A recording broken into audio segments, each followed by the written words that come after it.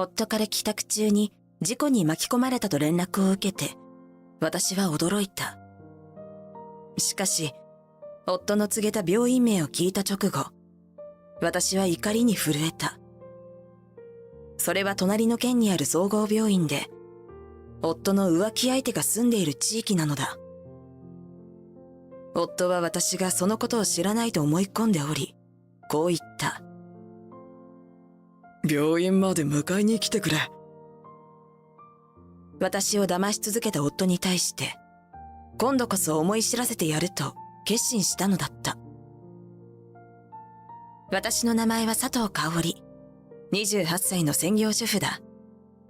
夫の敦は会社員で、私たちは同期入社で働いていたのだが、2年前結婚を機に私は寿退社した。幸せをかみしめていたのもつかの間、専業主婦なりの悩みがあった。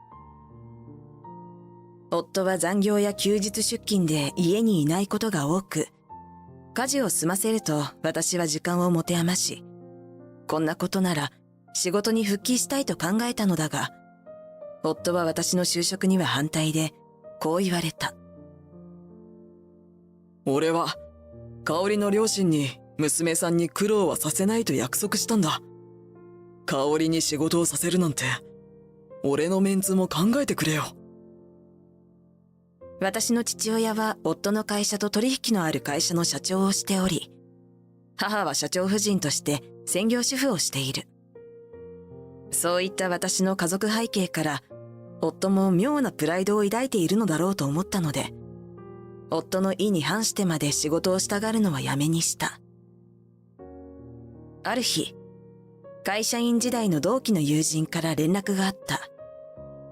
総務課に配属されている彼女は、私とは出身大学も同じで、好きな映画も一緒なので、退職後も時々会って、映画鑑賞やショッピングを楽しんでいる。近々上映される映画を一緒に見に行かないかと誘われたのだが、私の提案した日取りに対して、友人が不思議そうにこう言った。あれ？その日は夫婦で日帰り旅行の予定じゃなかった？え？違うわよ。敦は休日出勤で一日中いなくて暇なのよ。そうなのね。じゃあその日にチケット予約しておくね。ありがとう。楽しみだわ。友人との映画鑑賞当日、夫は休日出勤のため朝早くに家を出た。夫を送り出した後、私は友人との待ち合わせ場所に向かった。その日は好きな映画を楽しんで、友人とティータイムしながら映画の感想や見どころについて会話が弾んだのだった。帰り際に友人が私に尋ねた。最近旦那さんとはどう？仲良くやってる？仕事が忙しくて構ってもらえない寂しさがあるのだが、友人とはいえ、夫と同じ職場の彼女にあまり夫婦の事情を話すのもはばかられて、私は当たり障りのない返事を返した。もう新婚気分も抜けたし、お互い空気みたいになってるよ。落ち着いてるってことね。それがいいわね。その日は夫は夜遅く帰宅し、翌日の休みは疲れを取るためにと言って、一日中寝ていたのだった。私はつぶやいた。私って、本当に空気になってるのかな。洗濯をしながら、ふと夫のズボンのポケットからコンビニのレシートらしきものが落ちたので、捨てようとしながら眺めると、それは隣の県の店舗のコンビニだった。不審に思ってよく見ると、日付は昨日のもので、買い物内容はコーヒーが2個だった。昨日は出勤しているはずだし、このレシートの日時や場所は、どう見ても夫の買い物ではないと思われたが、昨日着ていた服のポケットに入っていたこともあり、疑惑が湧き上がるのを止められなかった。昨日は本当に仕事だったのだろうか。私はレシートに印字されたコーヒーの2個という文字からいつまでも目が離せなかったのだった。それから数日後、以前一緒に映画に行った友人から電話があった。総務課で働いている彼女は社員の福利厚生の申請を担当していて、夫が社員割引を利用した旅行の領収書を提出したのだが、その日付が私と一緒に映画に行った日だったのだ。この社員割引は社員とその家族だけが使えるものなの。この申請書には同伴者を妻と記入してるけど、この日は私たち一緒だったよね。私と映画に行った日は、夫が事前に日帰り旅行を申請した日だったので、友人は不思議に思ったそうだ。こんなこと言いたくないけど、旦那さん何か隠してると思う。その申請書と領収書って見せてもらえる？友人からスマホに送られてきた書類の写真には、旅行の同伴者は妻となっていて、旅行先はあのレシートのコンビニ店のある隣の県名が記入されていた。私は信じられない事実に動悸と吐き気がこみ上げてきた。どうする？私の方から旦那さんに虚偽申請を指摘してもいいけど、そのまま泳がした方があなたに有利かなって思うの。私に有利？どういうこと？旦那さんが警戒せずに次も同じような申請をしたら、その時が勝負よ。それは夫にもう一度嘘をつかれるということだ。私は今でさえ胸が痛むのに、そんなこと耐えられるだろうかと不安になった。待って。考えさせて。すぐには何も考えられず、そう友人に告げて私は電話を切ったのだった。帰宅した夫は私の泣き晴らしてむくんだまぶたを見て、びっくりしてこう聞いた。どうしたんだ？目が腫れてるぞ。優しい口調で心配してくれる夫に、私は少し安心して微笑んだ。違うの。暇だからつい寝過ごしちゃって。仕事もしてないし、私ってだらしないわね。自重気味にそういう私に、夫は目を丸くした。フルタイムの仕事には賛成できないけど、パートくらいならいいよ。そうだ、お父さんの会社で募集してないか聞いてみなよ。ある程度融通聞くだろうし。そう言ってくれる夫は、とても私を騙しているようには見えず、友人から聞いたことの方が何かの間違いではないかと思ったのだった。それから数日後、私は父の会社でパート職員として働き始めた。夫からは楽な仕事をさせてくれと頼まれたそうだが、父は苦笑して、そんな甘い仕事はないよと言ったそうだ。私も仕事をするからには父の意見に賛成なので、パートとはいえきっちりと仕事をこなすようにしていた。2年ぶりに社会人として復帰すると、いかに自分が家庭内の狭い世界で過ごしていたかに気づいた。他のパートの女性職員も既婚者や子持ちの人もいて、主婦業をこなしながら働くのがまるで普通なのだ。むしろ専業主婦をしてくれと言ってくる夫の方が珍しいことに気づき、最初はメンツの問題かと納得したのだが、別の理由もあるのではないかと思うようになった。仕事を始めてしばらくしてから夫が言った。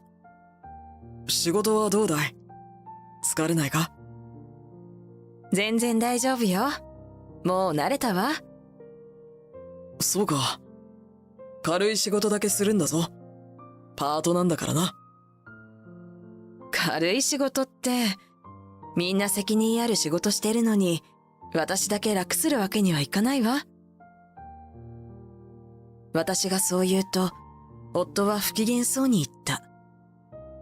香織は専業主婦だったんだから、責任ある仕事ができるわけないだろ。自分の立場わきまえろよ。私は夫の冷たい口調に一瞬息を飲んだが、なんとか感情を隠して返答した。ええ、そうね。わかったわ。従順な私の返答に満足したのか、それ以上は何も言ってこなかったが、私は夫の別の顔を見たような気がしたのだった。ある朝、次の休日に仕事が入ったからと夫から告げられた。以前はそう言われたら寂しい気持ちを隠すために無理して元気に振る舞ったのだが、今はそこまで寂しいとは感じない代わりに、夫の様子を鋭く観察することができた。私とは目を合わさずに、何度もテーブルの飲み物に手をつけている。私はにっこり笑って言った。お仕事だもの。頑張ってね。夫はほっとしたように一息ついていった。ああ、もちろんだよ。休日出勤に関する会話はそれで終わり、あとは取り留めのない会話をしながら私は思った。どう見ても嘘をついている怪しいその反応に、これまで気づかなかった自分の鈍さに呆れるくらいだった。その日のうちに私は友人に連絡を取り、こう告げた。前に夫が福利厚生の虚偽申請をまたやった時どうするかって聞いたわよね。ええ、覚えてるわよ。勝負に出るわ。協力してくれる？もちろん。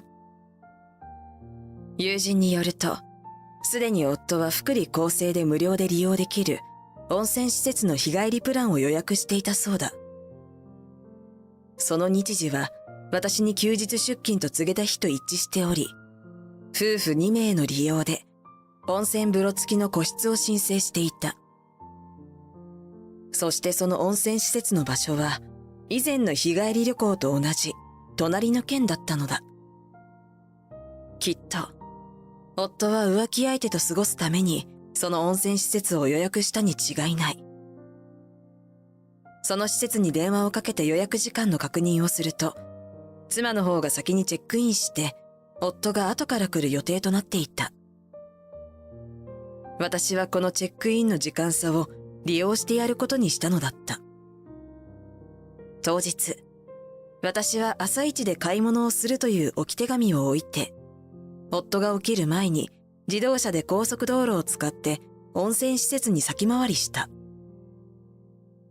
名前を告げてチェックインすると、温泉付きの部屋に案内された。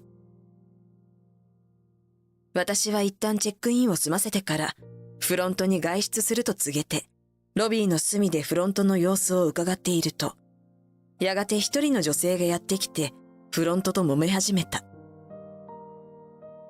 彼女の予約した部屋にすでに他のお客がチェックインしているとのことで抗議している様子だ。ちょっと、なんで私の予約なのに入れなくなったの？おかしいじゃないの。わめき声がここまで聞こえてきて、私は思わずにやりと笑ってしまった。困り果てたフロントが私がチェックインの時に記載した電話に連絡してきた。私は女の様子を横目で見ながら電話を取っていった。その人、何か勘違いしているんじゃないですか？ちゃんと身分証を確かめましたか？私はチェックインの際に身分証を提示していたので、フロントは私の方を信頼しているのは明らかだった。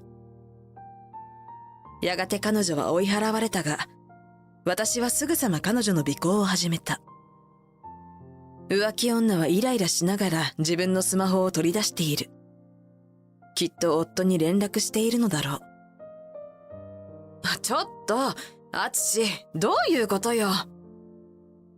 私は女の後ろを歩きながら、彼女が夫に文句を言うのを聞いていた。やがて、彼女は駐車場に出て自分の車に乗り込んだので、私はその前を通り過ぎて自分の車に乗り、彼女の車がある場所に向かって発進させた。そして、彼女の車の助手席側に駐車して自分の車のドアを握りしめ、呼吸を整えて腕に力を込めて、思いっきりドアを開けたのだ。バンという音が一瞬響き渡った。横を見ると、スマホを手にした彼女が目を丸くしてこちらを見ている。そう。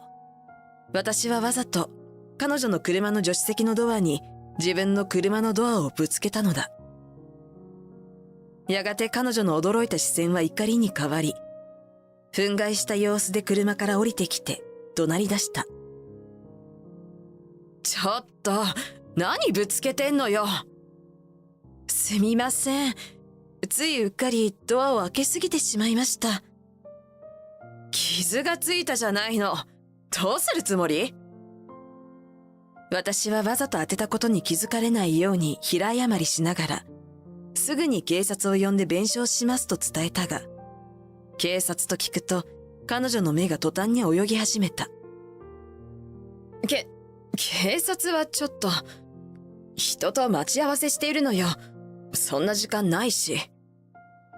でも、弁償はさせていただきますので、免許証を確認していいですか？そうね。そうしてもらうわ。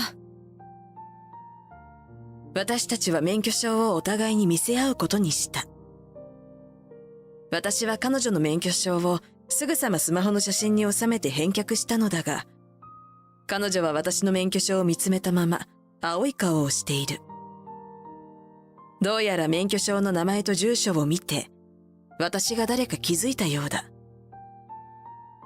その反応から、既婚者と知った上で夫と付き合っていることが確信できた。私は引きつった表情の彼女に言った。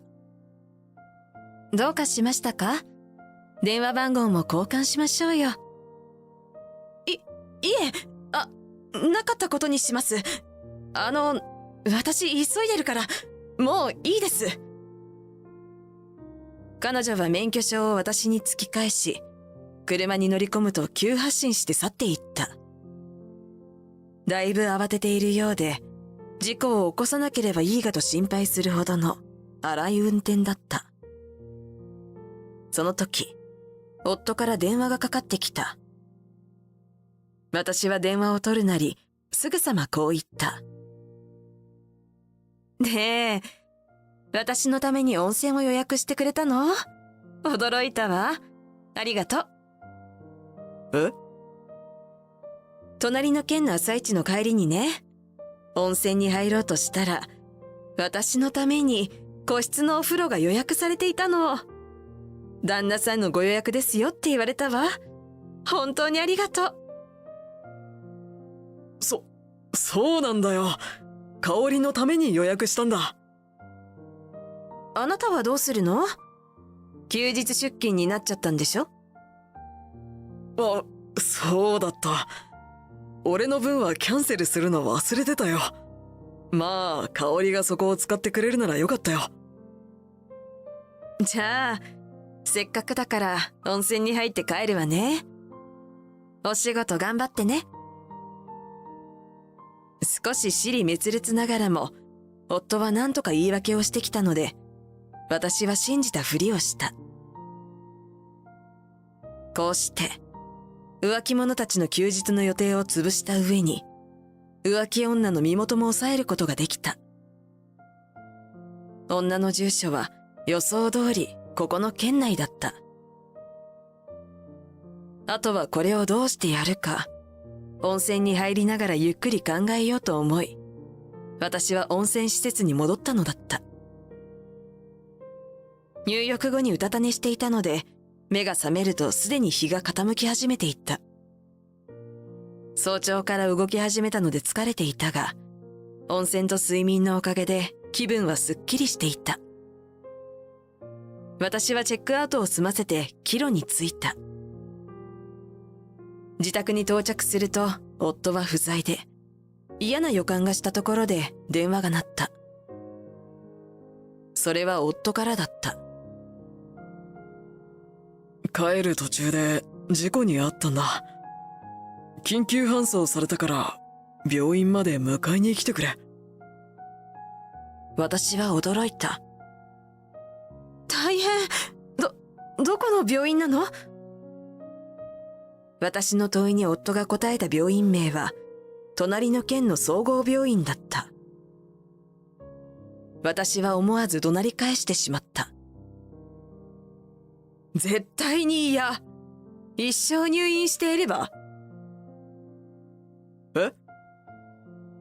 電話を切った私は怒りに震えた。夫は証拠りもなく浮気相手の女の家に行ったのだろう。もう私は夫に見切りをつけることを決意したのだった。私は荷物をまとめて家を出て、実家にしばらく身を寄せることにした。家を出る際に浮気相手の女の免許証のコピーをリビングに置いてきたので、夫は慌てて義両親と一緒に我が家を訪れ、浮気は一時の気の迷いだと土下座して謝った。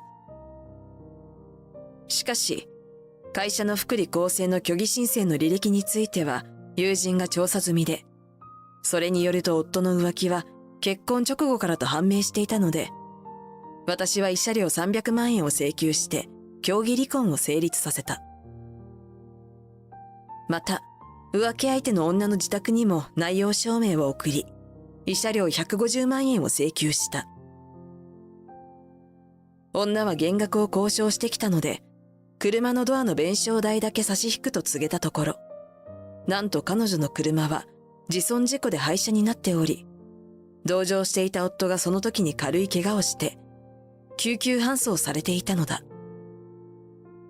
その後、元夫の会社での状況を友人から聞いたのだが、福利厚生については最後の温泉施設以外のすべての利用料金の返金を命じられ、会社のお金で浮気をしていたと噂になっているそうだ。